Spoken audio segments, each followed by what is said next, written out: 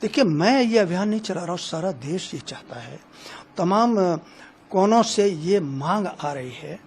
और हमारे सम्मानीय राष्ट्रीय स्वयंसेवक संघ के सरसंघ चालक जी ने भी भारत शब्द के लिए उन्होंने अपील किया है कि देश के लोगों को भारत शब्द बोलना चाहिए, दूसरा कोई शब्द नहीं बोलना चाहिए। भारत, इस देश का जो नाम है वो भारत है, दूसरा कोई नाम नहीं। और दूसरे, भारत में जो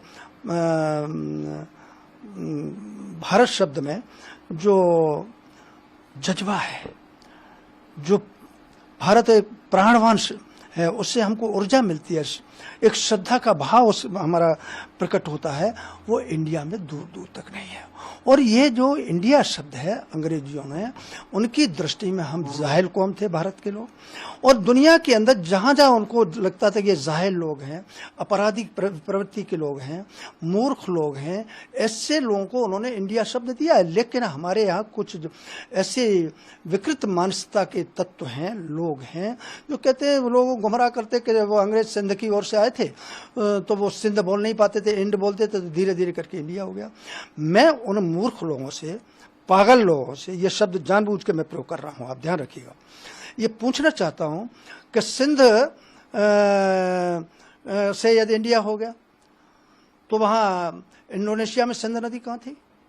एंग्लो इंडियन जिस क्षेत्र में रहते हैं वहाँ सिंध नदी कहाँ थी? तमाम ऐसे देश हैं जिसके अंदर इंड शब्द लगा, वहाँ कहाँ थी? तो ये इंडिया शब्द एक अंग्रेजों के द्वारा दी हुई हमारे लिए गाली है, इसलिए इंडिया शब्द जाना चाहिए।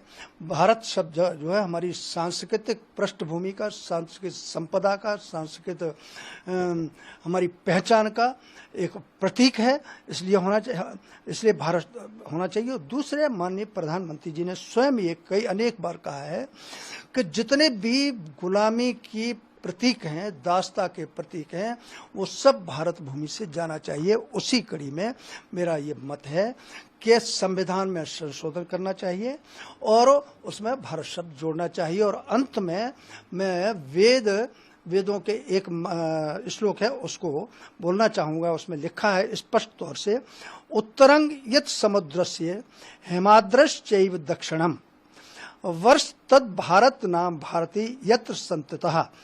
अर्थात समुद्र के उत्तर में हिमालय है और हिमालय के दक्षिण में जो भूमि है उसका नाम भारत है। यहाँ की प्रजा को भारतीय प्रजा कहते हैं। इसलिए हमारे वेद में, संस्कृत के साहित्य में, हिंदी के साहित्य में, तमिल के साहित्य में, असम के साहित्य में, सब जगह भारत नाम है, इसलिए इस देश का नाम भारत होना चाहिए। नमस्कार, मैं हूं मानक गुप्ता। अगर आपको हमारा ये वीडियो पसंद आया हो तो इसे लाइक और शेयर जरूर करें, और हाँ, हमें सब्सक्राइब और फॉलो करना ना भूलें ताकि आप देश और दुनिया की कोई खबर मिस ना करें।